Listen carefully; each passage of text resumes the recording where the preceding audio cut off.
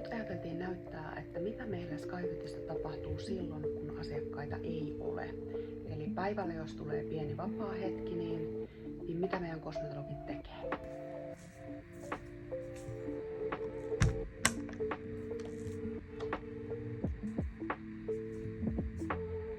Mitä sä tänään harjoittelet? Tehdään ihanaa mahana kasvohoitoa.